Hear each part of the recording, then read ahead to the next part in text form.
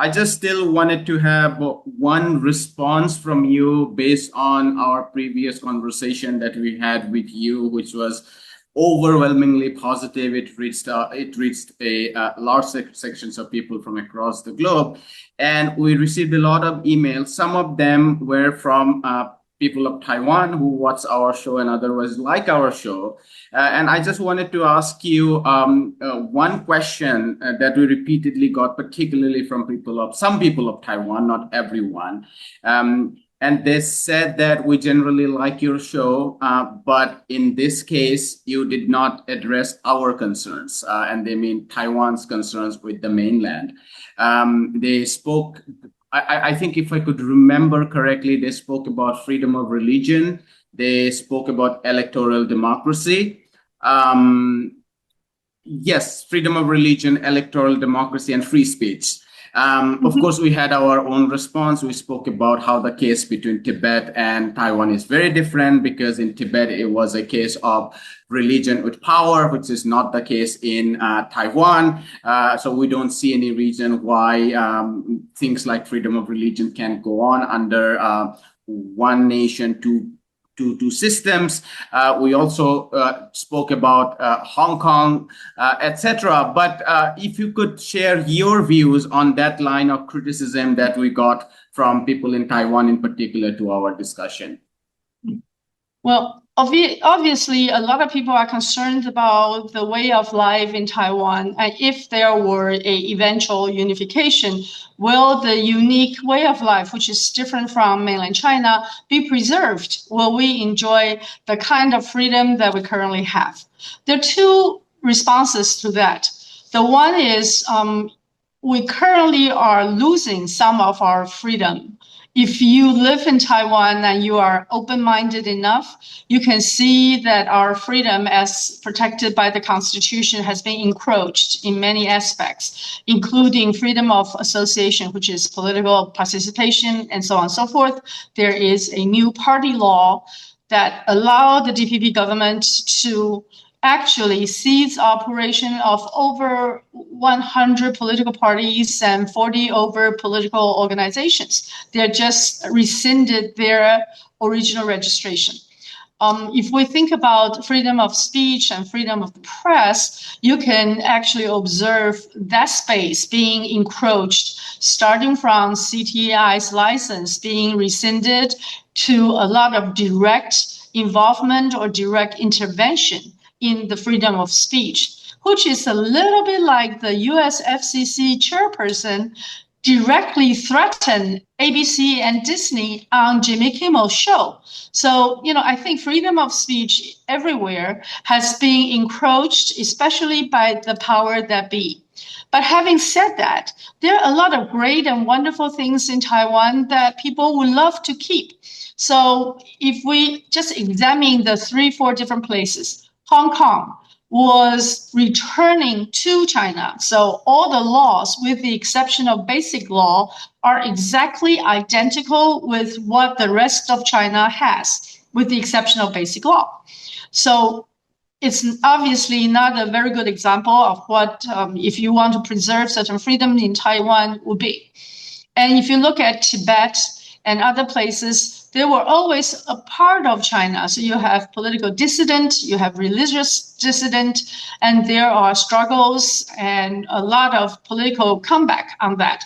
I don't profess that know all the details and have all the facts, but I do know that from my direct contact in Tibet and in Xinjiang, their current way of life is a little better than before, actually a lot better than before. So there were some balancing power in those places. But again, it's part of China, even though it's just an autonomous or a minority autonomous region. Now let's take a look at Taiwan's situation. Taiwan, even though in the constitutional sense, it's part of China, but it's not under the PRC government rule. It's not under the Communist Party rule. So I think the better analogy may be the newly formed Hainan district. Hainan, as a free port, has a lot of laws different from the rest of the China, because they are trying to have an open zone, which would give them certain freedom in many different ways. So even though they don't touch the basic foundation of what we talked about, like religious freedom and freedom of speech, but Hainan may be a model that if we were to negotiate a future of unification, then what is the two systems in Taiwan?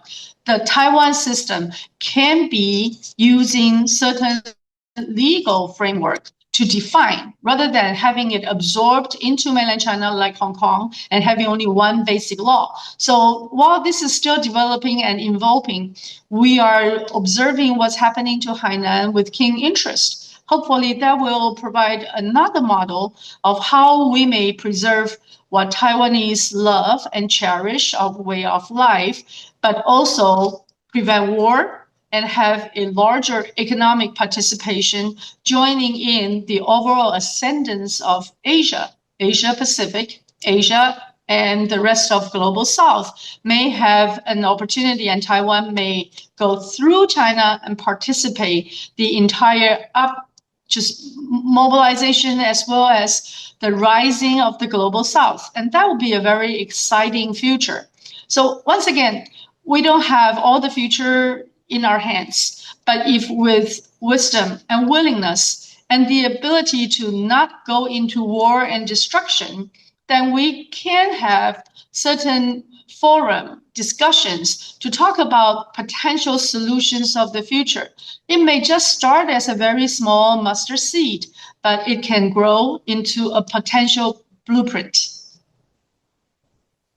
Recently, when I was in Beijing, I spoke to a journalist, but who's been very close to some of the party officials. His father was in military, and we discussed about Taiwan and mainland. And one of the things I told him was that an aggressive hawkish policy from the mainland is not a good strategy, because we are talking about the same people, we are talking about the same nation, and the mainland has to, it's a tough thing to do, but it has to somehow make a distinction between its defensive but somewhat hard, increasingly hard policy against American sphere in its backyard, which I think is justified. The mainland is justified to push back against, but not let that axe fall on Taiwan, because we are talking about the same people. But at the in the same way, I tend to talk to people from Taiwan that Taiwan should bargain very hard about its things that it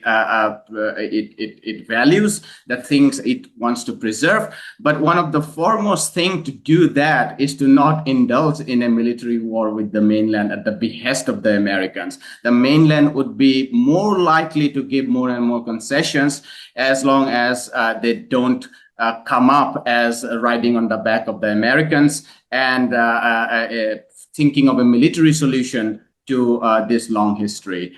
Final closing comments on for you, and we'll leave it there. I'm glad that you mentioned the potential for negotiation. The number 1, 2, 3 of negotiation is if you were to engage in principal negotiation, you must have trust and respect of your opponent across the table. And I think currently the DPP doesn't have the trust and respect from mainland China, so it's very hard to engage in any kind of negotiation, unlike what I said earlier during 2008 and 2016. So to avoid a potential catastrophic future, it is important to have people that can represent Taiwan, but also be respected and trusted by mainland China. And that's number 1. Number 2 is in a principal negotiation, it is important to have your objective clear. For example, we say we want to have Taiwan's way of life maintained. What do we really care about? What do we want to see as having a guarantee? What kind of KPI may there be? What kind of guarantees are we seeking? You cannot just say we want everything in Taiwan to stay as is, which is not going to be an opening position of a negotiation, but you must lay it out, and people in Taiwan must have consensus on laying out what's important for us. I think a lot of this soul searching has been hidden under the really big talk of an independent Taiwan with backstop of the United States and Japan. And most recently, the president even said, the Taiwan peace and stability is guaranteed by Abe, who said if Taiwan had something happened, it would happen to Japan. And we all know that it was just talk. But the current president seemed to attribute everything, including the peace, stability, and the status quo of Taiwan Strait, to Abe, and even taken a Japanese position of the end of Second World War, saying it's the ending of the war and not a complete surrender of Japanese military forces. So I think in Taiwan, we have a lot of way and work to do in order to prepare ourselves to a position that mainland China is willing to negotiate with us. But at the same time, mainland China has a lot of different fractions. You have different people. You have a lot of people saying, oh, no, we are so impatient with Taiwan. Let's just go through a military action and we're going to take them back in a day. Such a hawkish talk doesn't help us to move in your direction. That is, we don't kill each other. We don't have bloodshed. We don't have hatred coming from the bloodshed across Taiwan Straits. If we were to respect our history, the only logical position is to end a civil war in a peaceful manner. And ending the civil war certainly requires a lot of wisdom, but a lot of strong leadership. We'll leave it there, Dr. Lei. This was a fascinating conversation about geopolitics covering Asia Pacific, but we were also glad we were able to bring in some internal dynamics of Taiwan. Thank you so much for your time. Thank you.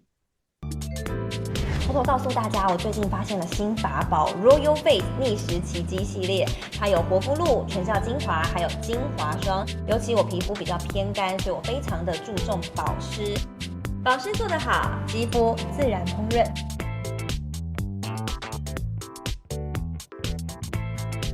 提亮肤色更年轻，抚平皱纹超有感，而且气色变好。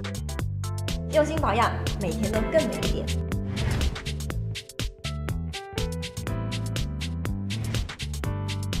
美吧。